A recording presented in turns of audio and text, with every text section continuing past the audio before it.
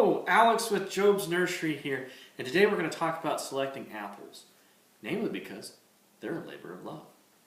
Apples require a lot of spraying, and that's to keep the codling moth, little moth-like creature, from reproducing and sending its little larvae in there after the seed. That's all it's after in this tasty, juicy apple.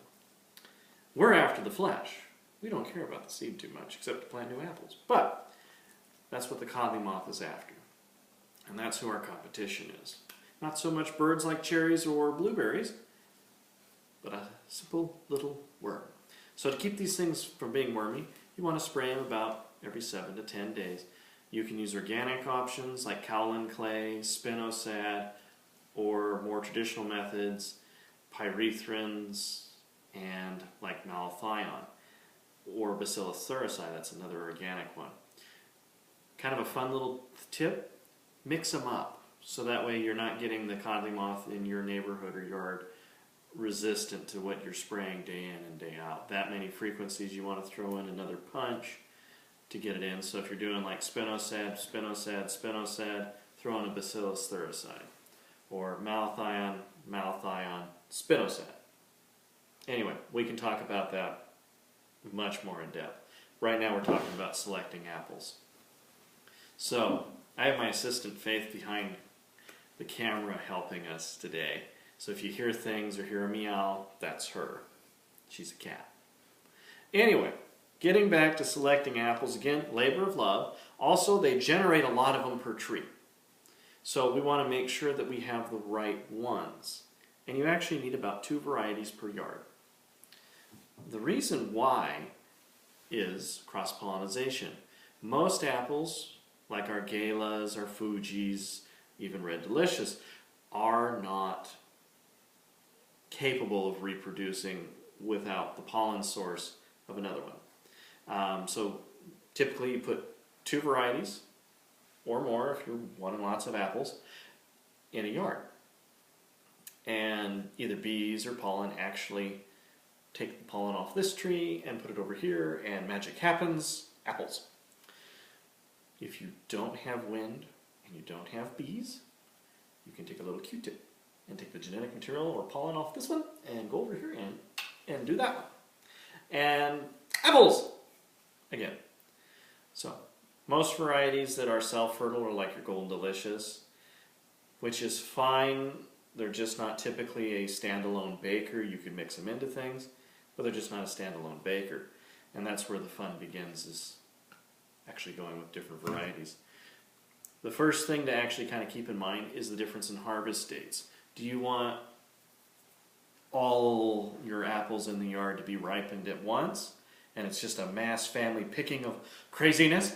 Or do you want them to kind of, this apple tree ripens on, because they're good keepers, and then, okay, we pick that one and we're done, and that's usually about a 1 to 2 week period. Then we have the next group come on about 2-3 weeks later, and the next. That works out great. You can actually get a chart at davewilsonnursery.com or come into the nursery with Job's, and we'll show you that chart, and you can kind of help better plan that out. It's really easy. It just kind of starts and it goes nice and easy. The other thing that you have to kind of consider is actual taste. What does your family like? In that regard, go visit a grocery store, produce stand, farmer's market, and get a mixture of them. I mean, like right here we have Golden Delicious, we have Honey Crisp, we have the Pink Lady, and we have the Gala that we're going to cut up and enjoy. Now, my wife has already expressed that this one's not her favorite for eating. That's fine. I like it. I like the Golden Delicious, but she doesn't. And this house, I'm sorry to say, no offense to anybody out there, is not a Red Delicious household. Neither my wife or I like it. We're not, if we plant apple trees in the yard, it's not one. It'd probably be the Honey Crisp and the Gala. That seems to be the popular ones in the house. And that's how you choose. Cut them open, taste it, have a fun little activity. You can make it a family activity. I mean, it's just fun. I mean, you can all vote, and then it's democracy. But then the primary apple eater of the household will say, no, I don't care about your vote. Anyway, getting back to topic. The other thing that you have to kind of consider when selecting apples is what are we going to be using them for? In the Job household with my wife and I, it's mostly fresh eating. But I do like to do things like applesauce, apple cake, and eventually my wife will do apple pie for me. And a lot of the recipes, if you ever are a fan of Alton Brown of the Food Network, we'll talk about doing a variety of them in the pie or a variety of them in the cake. And that way you have a variety of flavors. So like Gold Delicious would be your very, very, very sweet.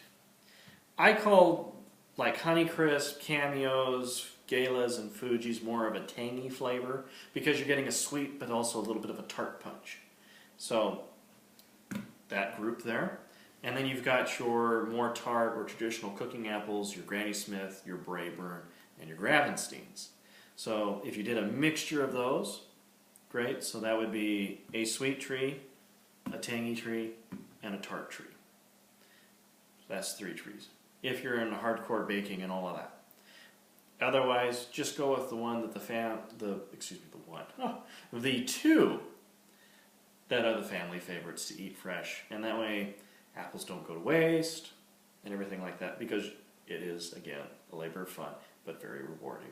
Thanks for watching, and we'll see you at the nursery.